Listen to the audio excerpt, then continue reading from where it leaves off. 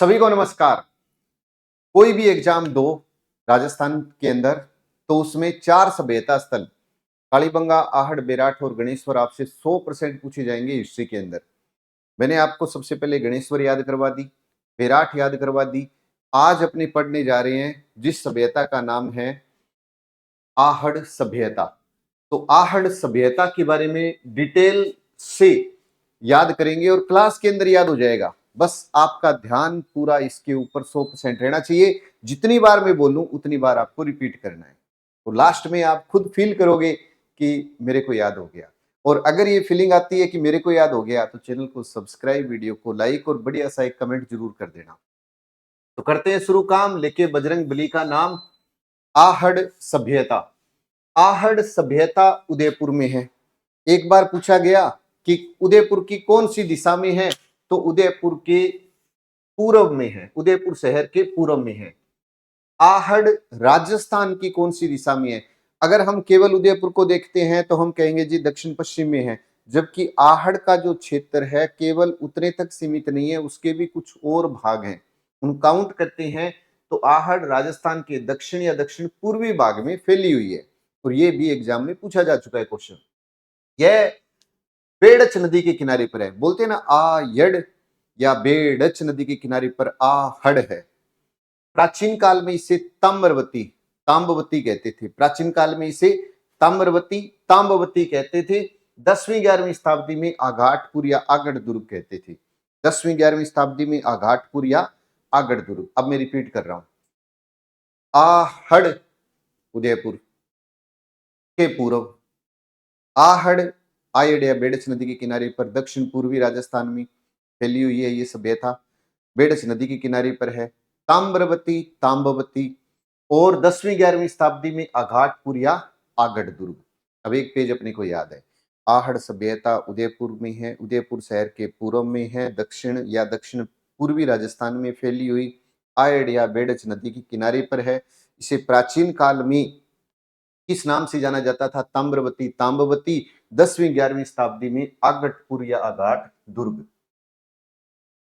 आहड़ को स्थानीय लोग कहते हैं धूलकोट। तो एक ताम्रवती आ गया, एक आघाटपुर आ गया, एक धूलकोट आ गया। स्थानीय लोग धूलकोट। आहड़ को बनास संस्कृति के नाम से भी जाना जाता है। यहाँ पर बनास संस्कृति के केंद्र हैं, जैसे गिलूंड है, बालाथल है, ओजियाना है, भगवानपुरा है। और ये सब एग्जाम में आए हुए क्वेश्चन है। एक आधा पूछ लेता है कि बताओ इससे किसका संबंध है। आहड़ को मेवाड़ के महाराणाओं का शमशान कहा जाता है। आहड़ को मेवाड़ के महाराणाओं का शमशान कहा जाता है। ये बिल्कुल बेसिक सी बातें मैंने आपको बता दी है। आहड़ उदयपुर, उदयपुर के पूर्व, राजस्थान के दक्षिण या दक्षिण पूर्व दिशा में, बेड़च नदी के किनारे पर, प्राचीन काल में ताम्रवती ताम्बवती, आगटपुर आघाटपुर के नाम से 10वीं-11वीं शताब्दी में। और स्थानीय लोग इसे धूलकोट कहते हैं। बनास संस्कृति के अवशेष या बनास संस्कृति के नाम से भी जाना जाता है। बनास संस्कृति के केंद्र बताओ तो गिलूंड, ओजियाना, बालाथल और भगवानपुरा। इसे मेवाड़ के महाराणाओं का शमशान भी कहा जाता है। चलें आगे। अब इस खोज के ऊपर एक ही पेज है और इंपॉर्टेंट है। आहड़ ऐसे आहड़ ऐसे अक्षय कीर्ति व्यास ने इसकी खोज की थी 1953 में। आहड़ की खोज अक्षय कीर्ति व्यास ने की थी। आहड़ अक्षय अक्षय आहड़, आहड़ की खोज अक्षय कीर्ति व्यास ने 1953 में की। और पहला उत्खनन भी अक्षय कीर्ति व्यास ने किया। 56 में व्यापक स्तर पर उत्खनन किसने किया? रतन चंद्र अग्रवाल, आरसी अग्रवाल ने अंतिम स्तर पर उत्खनन किया 61 से 1962 में वीएन मिश्र, एचडी सांकलिया ने। अब आपसे पूछे कि अंतिम स्तर पर जब उत्खनन हो रहा था तो राज्य सरकार की तरफ से कोई व्यक्ति था क्या? तो दो थे, विजय कुमार और पीएन चक्रवर्ती। लेकिन पेपर में जो पूछा गया है वो याद रख लो। 53 में खोज अक्षय कीर्ति व्यास ने की और पहला उत्खनन अक्षय कीर्ति व्यास ने किया। 56 में व्यापक स्तर पर पूछे तो आरसी अग्रवाल ने उत्खनन किया। अंतिम स्तर पर पूछ ले तो एचडी सांकलिया और वीएन मिश्र ने। राजस्थान की तरफ से कौन था? कि जी राजस्थान की तरफ से विजय और पीएन चक्रवर्ती थे। विजय और पीएन चक्रवर्ती थे। क्लियर होगी बात ये भी? तो सन ही तो याद रखना है, कितने सन है? 53 में अक्षा आ गया, 56वीं 53 में अक्षा आ गया, 56वीं आरसी अग्रवाल आ गया, और 61-62 के अंदर दो लोग इंपॉर्टेंट है, वीएन मिश्र और एचडी संकलिया। आहड़ का उत्खनन 8 स्तर पर हुआ, मतलब ये 8 बार उजड़ी और 8 ही बार बसी, जिन्हें 3 चरणों में बांटा गया। इन 3 चरणों में पूरी आहड़ सभ्यता है। जैसे बेराट को याद करवा रहा था तो मैंने आपको 5-6 नाम बताई थी, उसमें पूरी बेराट आ गई थी। इसके 3 शब्दों में आहड़ कंप्लीट हो जाएगी। 3 चरणों में इसको विभाजित किया गया। एक तो स्फटिक पत्थरों के औजार व उपकरण के आधार पर इसको विभाजित किया। ताम्र कांस्य व लोह उपकरण के आधार पर विभाजित किया। मृद भांड, भवन, मिट्टी, काले मुलायम पत्थर के आधार पर। स्फटिक पत्थरों और औजार व उपकरण के आधार पर। अब इसका क्या मतलब हुआ? आहड़ से राम, सेकाशम व स्फटिक नामक पाषाणकालीन उपकरण मिला है। पेपर में पूछ लिया कि जी राम, सेकाशम व स्फटिक। स्फटिक तो शब्द याद हो ही गया, बस राम जी का नाम और याद रख लो, तो राम जी के बिना तो कोई काम होता ही नहीं है। तो राम, सेकाशम व स्फटिक पाषाणकालीन उपकरण कहाँ मिला है? तो आहड़ से मिला है। तो आहड़ के 3 स्तर थे, मतलब 3 चरणों में इसको विभाजित किया गया। जो पहला चरण था जिसको हम कहते हैं कि स्फटिक पत्थरों व औजार, तो स्फटिक राम केशम, राम शेकाशम, बस इतना याद रखना है। अब दूसरा ताम्रकांस्य और तीसरा पूछे तो मृद भांड भी आएगा, भवन भी आएगा, सारा कुछ आएगा। तो ये पहला था चरण, उसमें केवल राम शेकाशम। अब दूसरे चरण की बात की तो मैंने कहा कि तम्र। अब तम्र का नाम आते ही क्या याद रखना है? आहड़ निवासी तम्र उपकरणों का प्रयोग करते थे, ठीक है। यहाँ इनका जो प्रमुख काम था यहाँ के लोगों का, वो था तांबे को गलाना और ताम्र वस्तुएं बनाना। पहला कि आहड़ निवासी ताम्र उपकरणों का निर्माण करते थे। ये तांबे को गलाते थे और तांबे के उपकरण बनाते थे। आहड़ से लगभग 40 तांबे की खानें मिली है। तांबे की 40 खान, प्लस आहड़ से तांबे के बर्तन मिले, कुल्हाड़ी मिली, तांबा गलाने की भट्टियां मिली। 40 तो खान मिल गई। अब खान मिल गई और यहाँ के लोग तांबे को गलाने का काम करते थे, तो यहाँ पर भट्टियां भी मिल गई, कुल्हाड़ी भी मिल गई। 6 तांबे की मुद्रा मिली जिसमें 3 मुहरें मिली। एक तरफ मुद्रा पर त्रिशूल और दूसरी तरफ यूनानी शासक अपोलो के हाथ में तीर व तरकस को दर्शाया गया है, ये याद रख लेना। और जो मुद्रा है उसके किनारे के ऊपर अगर आपसे पूछे तो यूनानी भाषा में लेख लिखे हुए हैं, तांबे से जोड़ते हैं कि आहड़ जो निवासी थे वो ताम्र उपकरणों का निर्माण करते थे। तांबे को गलाना व ताम्र वस्तुएं बनाना इनका काम था। यहां से लगभग 40 खाने मिली, तांबे के बर्तन मिले, कुल्हाड़ी मिली और कजी तांबा गलाने की भट्टियां मिल गई। 6 तांबे की मुद्राएं, तांबे की मुद्रा और 3 मुहरें मिली। और मुद्राओं के एक तरफ त्रिशूल खुदा था और दूसरी तरफ यूनानी शासक अपोलो के हाथ में तीर व तरकश था। थोड़ी सी बात है बस समझने वाली। इससे यह साबित हो गया कि आहड़ में ताम्रयुगीन सभ्यता एक तरफ से, और तांबे के लिए अगर जननी पूछे तो गणेश्वर थी, लेकिन यहां पर सिर्फ इतना याद रख लेना, ताम्र उपकरणों का निर्माण होता था, तांबे को गलाना, उनसे कोई वस्तु बनाना यहाँ का काम था। 40 खाने थी। अब खाने मिली है तो कुल्हाड़ी भी मिल गई और तांबा गलाने की भट्टी भी मिल गई और 6 तांबे की मुद्रा और 3 मुहरें। अब एक और ज्यादा इंपॉर्टेंट बात, आहड़ संस्कृति के जो लोग थे वो तांबे के साथ लोहे के उपकरणों का प्रयोग करते थे, मतलब तांबे के साथ साथ लोहे के उपकरणों का प्रयोग करते थे, परंतु चांदी से परिचित नहीं थे। चांदी से परिचित नहीं थे। यहां पर अंतिम स्तर में, मतलब 8वां जो स्तर था, आहड़ के अंतिम स्तर से 79 लोहे के उपकरण, कुल्हाड़ी, चाकू, कील, इससे पता लगता है कि आहड़ के में लोह संस्कृति का प्रवेश हो चुका था। बात को थोड़ा सा ध्यान से समझना। आपको लगेगा थोड़ा सा सर मिक्स हो रहा है, नहीं होगा, विश्वास रखिए नहीं होगा। वापिस रिपीट कर रहा हूं, तांबे से। तो आहड़ सभ्यता के जो लोग थे वो तांबे की बात करेंगे तो ताम्र उपकरणों का निर्माण करते थे। इनका प्रमुख कार्य था तांबे को गलाना और उनसे वस्तुएं बनाना। यहाँ पर 40 तांबे की खान मिली, कुल्हाड़ी मिली, बर्तन मिले, प्लस तांबा गलाने की भट्टियां मिली, 6 तांबे की मुद्रें और 3 मुहरें मिली। याद रह जाएगी। फिर ताम्र आहड़ संस्कृति के जो लोग थे वो तांबे के साथ साथ लोहे के उपकरणों का प्रयोग करते थे, परंतु चांदी से परिचित नहीं थे।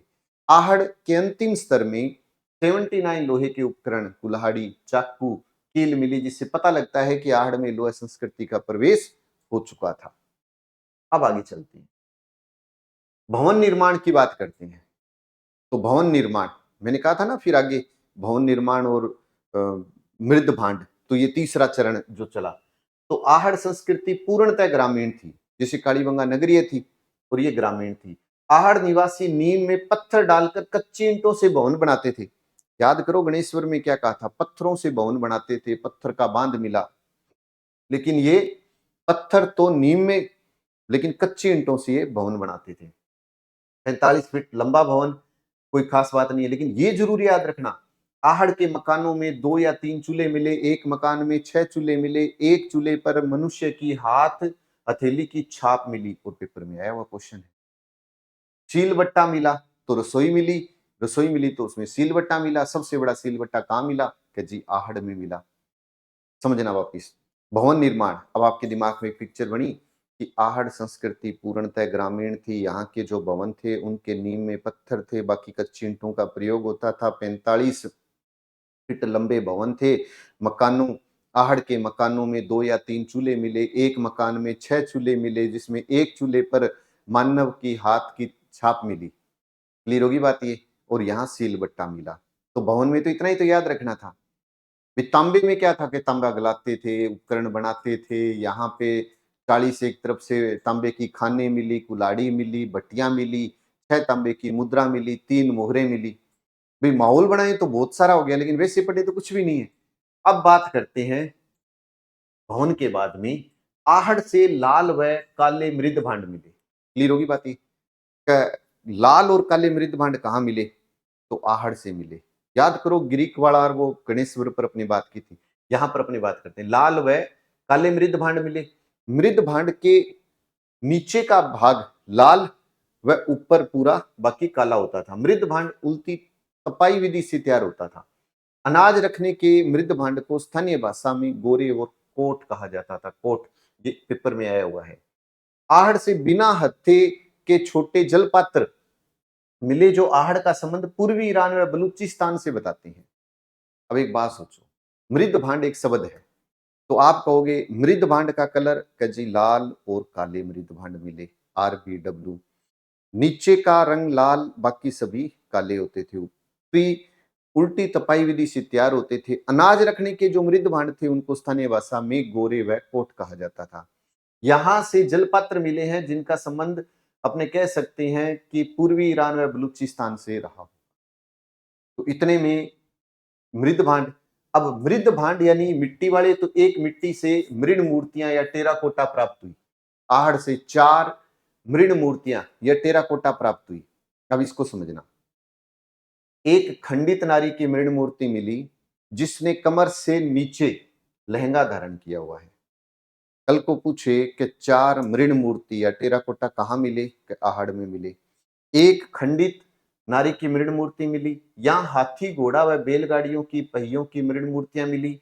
अब इंपॉर्टेंट है एक तो ये कि खंडित मतलब अपने कह सकते हैं नारी की मृण मूर्ति मिली जिसने कमर से नीचे लहंगा धारण किया हुआ है। आहड़ से मिली बैल की मृण मूर्तियों को बनासियन वुल्स टेराकोटा की बताई गई है। अब बनासियन वुल्स टेराकोटा की मृण मूर्ति, तो आप क्या बोलोगे कि जी आहड़ से। मृण मूर्तियों में लेपिस लाजुली जैसे कीमती उपकरणों का प्रयोग किया जाता था। अब ये पेपर में पूछ लिया कि लेपिस लाजुली जैसे कीमती उपकरणों का प्रयोग किस सभ्यता में होता था, आहड़ में होता था, जिससे आहड़ का बाहर देशों से संपर्क का पता लगता है। बात को पूरे समझना मेरी को, कि यहाँ पर मृण मूर्ति है, जैसे मृत भांड थे तो लाल काले मृत भांड, नीचे का रंग लाल, ऊपर बाकी सारे काले होते थे। गोरे कोट स्थानीय भाषा में कहा जाता था, तो वो याद हो गया मृद भांड वाला। यहाँ पर लेपिस लाजुली, एक तो ये शब्द याद रखना है, एक आपको बनासियन वुल्स टेराकोटा याद रखना है। देखो आहड़ से 4 मृण मूर्तियां मिली, है ना, मृण मूर्तियां कह दो या टेराकोटा, तो 4 मृण मूर्तियां मिली। एक खंडित नारी की मृण मूर्ति मिली जिसने कमर से के नीचे लहंगा धारण किया हुआ है। दूसरा कि यहाँ हाथी, घोड़ा, बैलगाड़ी की पहियों की मृण मूर्तियां मिली, लेकिन इंपॉर्टेंट है आहड़ से मिली बेल की मृण मूर्तियों को बनासियन वुल्स टेराकोटा की बताया गया है। और इन मृण मूर्तियों में किस किस कीमती उपकरण का उपयोग होता था? कि जी लेपिस लाजुली, लेपिस लाजुली। एक तो राम से कसम याद हो ही गया होगा, ये लेपिस लाजुली है। अब इनको और पढ़ लो थोड़ा सा कि आहड़ जो थी, आहड़ अर्थव्यवस्था का मुख्य आधार था, कृषि और पशुपालन। ये लोग चावल से परिचित थे, पशुपालन इनका प्रमुख व्यवसाय था। देखो, कृषि व पशुपालन।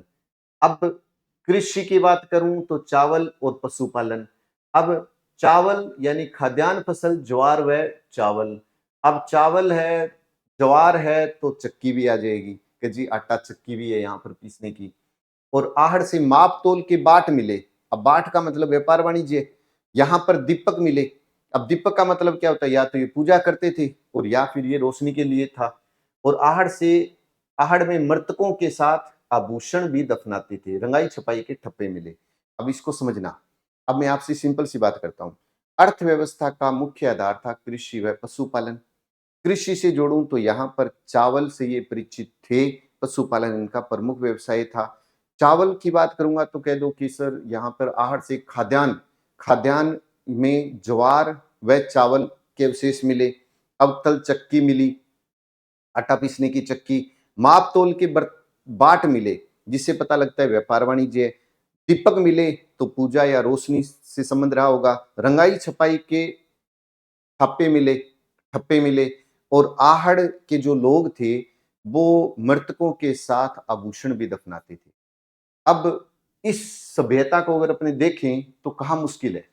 अब इस सभ्यता को मैं दोबारा से रिपीट कर रहा हूं, पूरा ध्यान से इसको सुनना। अब आपको कुछ याद हो चुका है, अपने रिपीट करते हैं। वैसे आहड़ सभ्यता उदयपुर में। आहड़ सभ्यता कहाँ है? कि जी उदयपुर में है। आहड़ सभ्यता राजस्थान के दक्षिण दक्षिण पूर्वी भाग में फैली हुई आयड़ नदी के किनारे पर है। प्राचीन काल में इसे ताम्रवती कहते थे। 10वीं 11वीं शताब्दी में इसे पूछे तो आगटपुर अगाड़ दुर्ग। स्थानीय लोग पूछे तो धूलकोट कहते थे। बनास संस्कृति के नाम से इसको जाना जाता है। जैसे ही बनास संस्कृति आए तो 4 बातें जोड़ दो, गिलूंड जोड़ दो, बालाथल जोड़ दो, ओजियाना जोड़ दो और भगवानपुरा जोड़ दो। आहड़ को मेवाड़ के महाराणाओं का शमशान कहते थे। जब खोज और उत्खनन की बात आई तो 53, 56 और 61, 62 तीन ही तो सन है। 53 में अक्षय कीर्ति व्यास ने इसकी खोज की, पहली बार उत्खनन किया। 56 में व्यापक स्तर पर पूछ ले तो उत्खनन रतन चंद्र अग्रवाल ने किया। अंतिम स्तर पर पूछ ले तो वीएन मिश्र और एचडी संकलिया ने। राजस्थान की तरफ से विजय कुमार और पीएन चक्रवर्ती। फिर इसके बाद में आहड़ का उत्खनन 8 स्तर पर हुआ। 8 बार बसी, 8 बार उजड़ी। 3 चरणों में इसको विभाजित किया। सफ्टिक पत्थर याद रख लेना। और जैसे ही वो सफ्टिक पत्थर वाला चरण आएगा ना तो कह देना आहड़ से राम से काश्यम व सफ्टिक पत्थर पाषाणकालीन उपकरण मिले। एक में ही एक काम हो गया। दूसरा ताम्र कांस्य व लोहा उपकरण के आधार पर, अब उस पे कंसेप्ट आ जाएगा। तीसरा मृद भांड। अब जैसे ही मैंने कहा ताम्र, तो अब क्या बोलोगे कि जी आहड़ के जो निवासी थे वो ताम्र उपकरणों का निर्माण करते थे। इससे वो औजार बनाते थे, वस्तुएं बनाते थे, तांबे को गलाते थे। यहाँ पर 40 तांबे की मतलब खाने मिली, प्लस आहड़ से तांबे की कुल्हाड़ी मिली और बर्तन मिले, प्लस बट्टियां भी मिली। 6 तांबे की मुद्राएं मिली, 3 मोहरें मिली। फिर उसके बाद में आहड़ के लोग तांबे से परिचित थे। तांबे के साथ लोहे के उपकरणों का प्रयोग करते थे, परंतु चांदी से परिचित नहीं थे। जब लोहे की बात आए तो कह दो कि अंतिम चरण में 79 लोहे के उपकरण, कुल्हाड़ी चाकू कहां से मिले? क्या जी आहड़ से। इससे पता लगता है कि आहड़ में लोहे संस्कृति का प्रवेश हो चुका था। आहड़ से भवन, तो अब आप कहोगे कि जी भवन तो ये आहड़ सभ्यता है, वो संस्कृति है, वो ग्रामीण थी। भवनों के नींव में पत्थर और ऊपर कच्ची ईंटों का प्रयोग होता था। फिर उसके बाद में 40-45 फीट लंबे होते थे। आहड़ के मकानों में 2 या 3 चूल्हे मिले और एक मकान में 6 चूल्हे मिले, जिसमें एक पर मानव की हाथ की छाप मिली। और रसोई में सील बट्टे मिले, सबसे बड़ा सील बट्टा इधर ही मिला। मृद भांड लाल काले, नीचे का भाग का रंग लाल, ऊपर बाकी सारा काला। फिर मुख्य रूप से मृद भांड में एक बात याद रख लेना, अनाज रखने में मृद भांड मिले जिन्हें स्थानीय भाषा में गोरे व कोट। उल्टी तपाई विधि प्लस यहाँ पर एक जल पात्र मिला जिससे संबंध पता लगता है कि ईरान व बलूचिस्तान से बताते हैं। फिर 4 मृण मूर्तियां मिली। अब आप कह दो कि एक खंडित नारी की मृण मूर्ति मिली जिसमें कमर से नीचे लहंगा धारण किया हुआ था। दूसरा, ये जरूर याद रखना है, हाथी आहड़ से मिली बेल की मृण मूर्तियों को बनासियन बुल्स टेराकोटा और मृण मूर्तियों में लेपिस लाजुली जैसे कीमती उपकरणों का प्रयोग। फिर इसके बाद में अर्थव्यवस्था का मुख्य आधार कृषि व पशुपालन रहा। चावल से परिचित थे, पशुपालन इनका व्यवसाय था। खाद्यान्न में चावल और एक तरफ से ज्वार आ जाएगा। आहड़ में अवतल चक्की, आटा पीसने की चक्की मिली, मापतोल के बाट मिले, है ना, दीपक मिले, थप्पे मिले। आहड़ में मृतकों के साथ आभूषण भी दफनाते थे। अब इस पूरी सभ्यता को मैं रिपीट करूंगा फटाफट। अब आप समझते चलना, सुनते चलना। वीडियो अच्छा लगा हो तो जरूर लाइक ठोक देना, लास्ट में अच्छे अच्छे कमेंट भी आपको करनी है।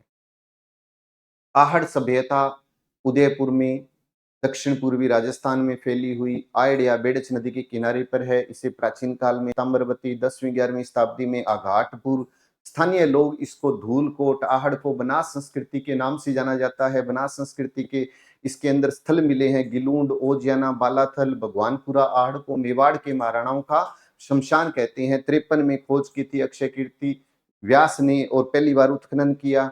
56 में व्यापक उत्खनन किया था रतन चंद्र अग्रवाल ने। अंतिम स्तर पर उत्खनन 61-62 में वीएन मिश्र और एचडी सांकलिया ने। राजस्थान की ओर से विजय कुमार और पीएन चक्रवर्ती ने किया। आहड़ का उत्खनन अगर हम देखें 8 स्तर पर हुआ।